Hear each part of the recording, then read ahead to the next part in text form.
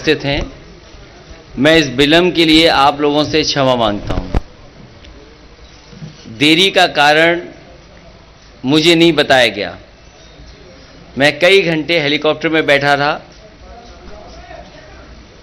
Refuel कराना पड़ा, उसके बाद मैं आपके बीच में पहुंचा हूं। मैं धन्यवाद देता हूं जिसकी भी कृपा से मैं आपके पास पहुंचा हूं। मैं पत्रकार साथियों का बहुत बहुत धन्यवाद।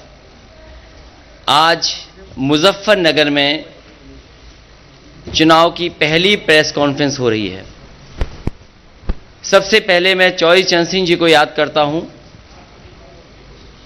चौधरी चरण सिंह जी ने जो रास्ता दिखाया था किसानों को मजबूत करने के लिए, उनको सशक्त करने के लिए, उनकी फसल पैदावार की सही कीमत मिल जाए और किसान का परिवार आर्थिक रूप से कैसे संपन्न हो। चौधरी चरण सिंह जी, बाबा टिकैत जी, नेताजी और अजीत सिंह जी ने लगातार समय समय पर सरकार को जगाने का काम किया। जो सरकारें गूंगी बहरी हो गई थीं, उनको जगाया, उस आंदोलन को आगे बढ़ाने का काम किया। मुझे खुशी है इस बात की कि आज जयंत चौधरी जी और हम लोग मिलकर के उस विरासत को आगे बढ़ा रहे हैं। ये चुनाव जहां किसान के भविष्य का है, नौजवान के भविष्य का है, व्यापार को आगे बढ़ाने का है, वहीं चौधरी चरण सिंह जी की विरासत को आगे बढ़ाने का भी है, जो किसानों को संपन्न बनाना चाहते थे।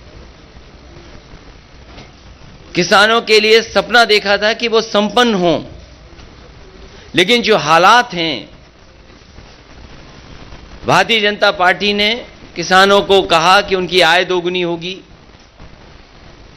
फसल समय पर खरीदी जाएगी और भुगतान भी समय पर होगा।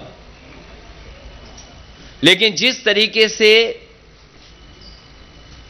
जो 3 कानून लाए गए बिना किसानों की राय मशवरे के, और मैं बधाई देना चाहता हूं किसानों को, उनकी ताकत का एहसास दिलाया।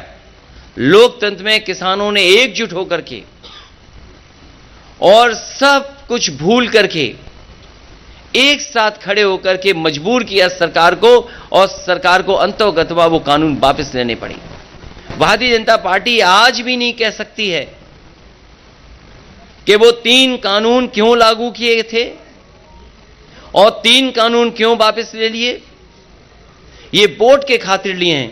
इसलिए मैं किसान भाइयों को यहां सावधान करना चाहता हूं कि भारतीय जनता पार्टी ऐसी पार्टी है, बिना बताए भी कुछ ऐसे फैसले और कानून ले आएंगे।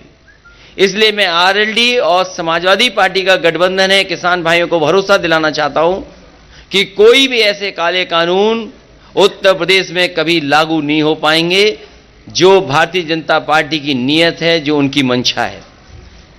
समाजवादी पार्टी ने बिजली के क्षेत्र में कहा है कि 300 यूनिट मुफ्त होगी, सिंचाई माफ होगी, एमएसपी की खरीद के लिए जो इंतजाम करने पड़ेंगे सरकारी तौर पर किए जाएंगे।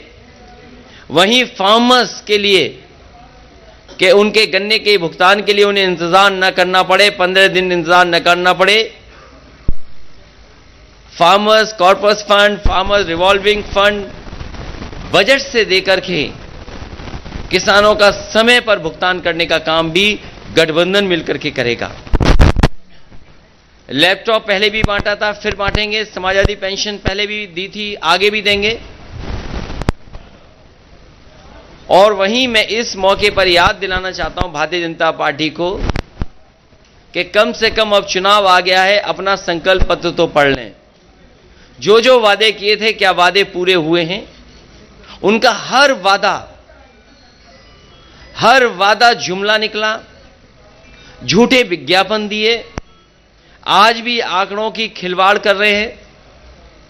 और जब भारतीय जनता पार्टी घिर जाती है तो बुनियादी मुद्दों से हट करके काम करती है। मुझे उम्मीद है कि इस क्षेत्र में हमेशा गंगा जमनी तहजीब, भाईचारा और आपस में मिलकर के नकारात्मक सोच को हमेशा नकारा है। इस चुनाव में भी नकारात्मक सोच को नकारने का काम करेंगे और मुझे उम्मीद है कि इस बार ऐतिहासिक जीत होने जा रही है। आरएलडी और समाजवादी पार्टी मिलकर के उत्तर प्रदेश से भारतीय जनता पार्टी का सफाया करेंगे।